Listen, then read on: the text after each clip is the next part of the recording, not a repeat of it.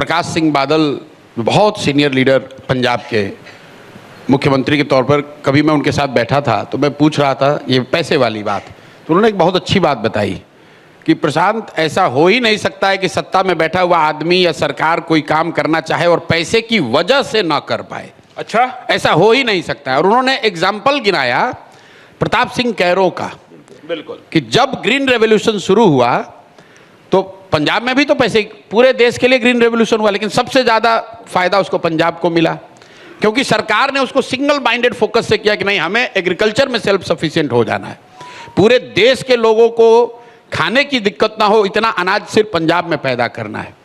तो जब भी जिस किसी सरकार ने, आप top 10 chief ministers of India उठा के देख लीजिए, रामचंद्र गुहा ने किताब लिखी है, और उन 10 चीफ मिनिस्टर की आप हिस्ट्री उठा के देख लीजिए, उन्होंने सिंगल माइंडेड अगर किसी एक चीज़ को पकड़ लिया, वो चाहे कामराज हो, नंबूदरीपाद हो, महाराष्ट्र में चौहान हो, प्रताप सिंह कैरो हो, इन लोगों ने अपने राज्य में एक जो मुद्दा पकड़ लिया उसको हर हालत में उन्होंने करके दिखाया है।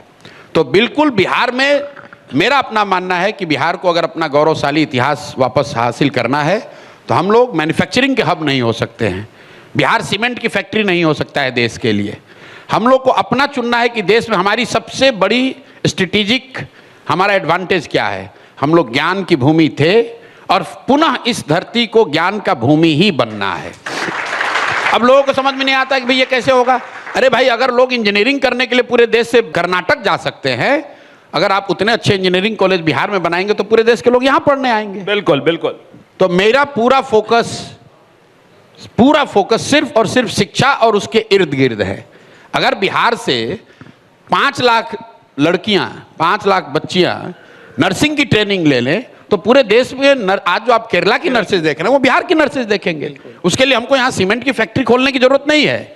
मैं हर प्रखंड में इफेक्टिव फंक्शनिंग नर्सिंग कॉलेज चाहता हूँ, मैं फार्मेसी चाहता हूँ, मैं पॉलिटेक्निक चाहता हूँ, मैं यहाँ पर यूनिवर्सिटीज़ बड़े चाहता हूँ, मैं यहाँ प्राइमरी स्कूलिंग की देश की सबसे अच्छी व्यवस्था चाहता हूँ। ज्ञान आधारित अर्थव्यवस्था की आप बात बिल्कुल, ज्ञान आधारित सर्विस सेक्टर से ही देश पूरे दुनिया में जो सबसे संभ्रांत सोसाइटीज़ हैं, they have invested in education and they have invested in service sector.